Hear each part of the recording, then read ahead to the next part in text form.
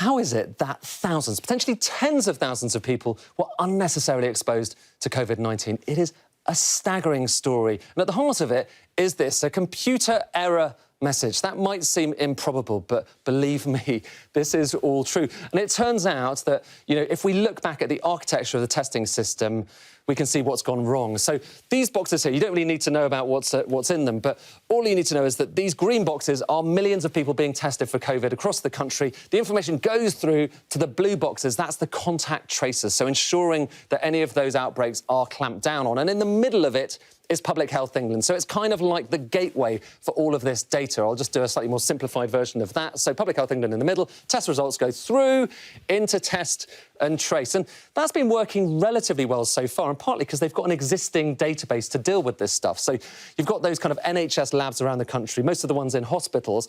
They automatically pump all of these results through to Public Health England. That automatically goes through to test and trace. That's how it works. But here's the thing, a lot of tests are not done by these NHS hospital labs. They're done these days by something called Pillar 2. Now, these are the new labs, those centralised ones run by Serco, Deloitte and so on, Lighthouse Labs. And they don't have a direct route through to this database. So here's where the problem comes in. They've had to jerry-rig the system. Instead, they're kind of uploading CSVs, a type of spreadsheet, through to a computer in Public Health England running Excel, which then pumps them out down that highway. But I should say at this stage, you really should never do that. You should never use Excel as a database management tool. And we're about to understand why.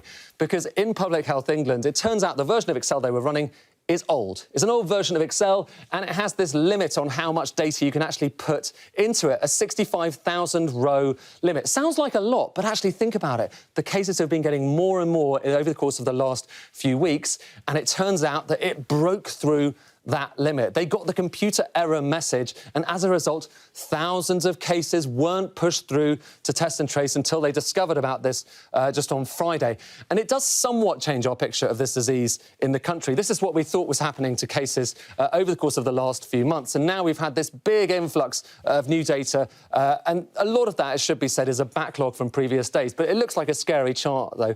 But it's worth asking, does it mean that Sir Patrick Vallance illustration we heard about a couple of weeks ago is more likely to happen? You remember the one that showed that cases might go up and up and up if we didn't clamp down on them?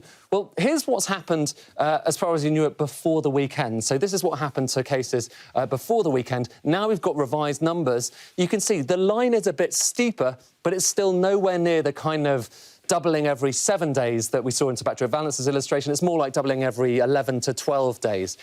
Even so, though, even if this doesn't radically change the picture of this disease in the UK, it is still striking that a computer error, of all things, meant that thousands of people have been exposed to this disease.